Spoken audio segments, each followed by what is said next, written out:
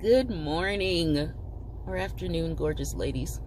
So I wanted to share something with you that God gave me on a road trip a couple of days ago. I was taking my niece out for her birthday, and she invited my mother. And I don't know if any of you have issues with your mother, but my mother wasn't the nicest person to me growing up, and sometimes still kind of has her ways. And I was livid. Like, I was angry, y'all. I was just angry. And I caught myself and I was like, I thought I was done with that. And the whole time that we were getting ready and I was picking her up, I was just like, oh, why does this have to happen? Why does she have to come and blah, blah, blah. And as I was driving, God's, impressed it upon me. He said, what if you're her? I was like, what's that supposed to mean? I am not her. She is the meanest person that I know. And he's like, no, what if you're her? I was like, okay, can you explain? And what he explained to me was, generation after generation, you have the chance to change yourself. What if you are her towards her mother because her mother didn't want to change? What if they just decided that this is it for them, and then seeing you kind of makes them feel away? Seeing you is kind of a reflection of what could have been, but they're stuck in what they thought was okay for them, or the low life that they came to expect for themselves. They never strove for higher. They only saw a certain thing and thought that was it for them. They thought that poverty was okay. They thought being mean to their children was okay. They thought just living a certain way was okay, but you're not that. So they can't control you. They feel that they can't be you, like it's too late for them. And somewhere along the way, instead of doing the work, they settled.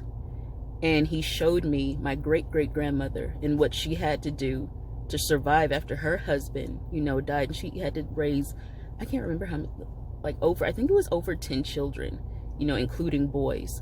So I can't even imagine how that would affect my grandmother, who would see this. And then, as it goes down the line, you're taught the exact same things, the survival skills, that your worth doesn't matter, that you need to, do whatever just to get along, just to have. And that was the mindset that was kind of passed down. But when I was younger, I was the bubbly kid. I was the one who's like, the hills are alive with the sound of music. I was just frolicking and playing, and that was looked down upon, like it wasn't supposed to happen. And then he showed me that. He was like, that was your mother. Your mother was full of hope. Your mother used to dance around and be happy, but her mother put her down. Her mother instilled that little, sense of no worth inside. Don't be too happy. Don't be too this. Don't be too that.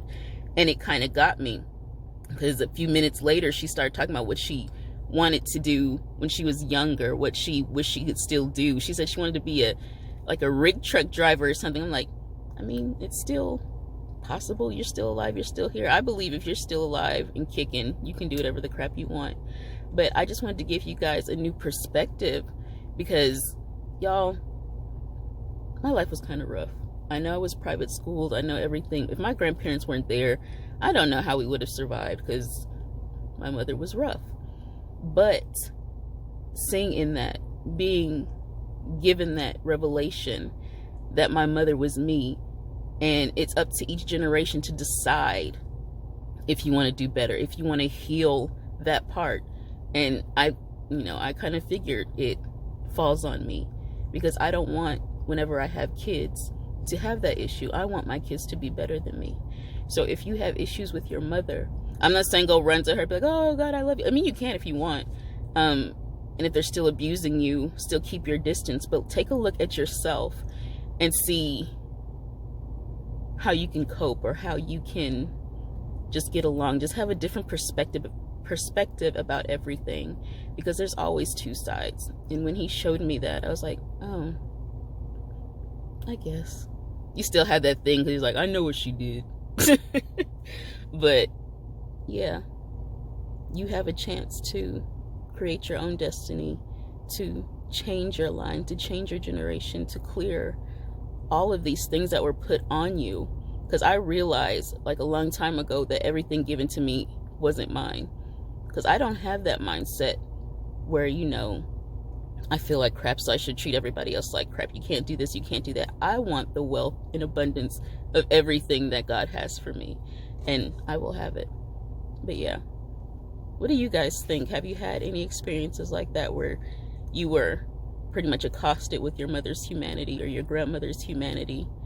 Because I can see he showed me down the line where everything was, where everything started, and the mindsets and the feelings of worthiness just going shoop, and all those decisions being made from that.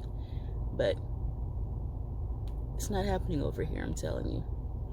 But anyway, go to natashaoh.com, and I also have a podcast where I talk about my story with the mother wounds. So yeah, I'll link that down below as well if you want to listen to that on your drive.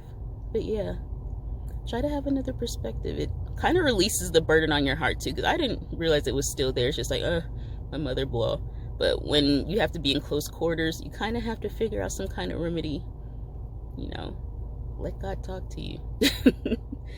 But let me know below if you have any issues or what your story is, if you have any mother wounds. Yeah. And don't forget to sign up for our 30-day challenge to do the work to get through everything. But I love you guys. natashaoh.com. Bye.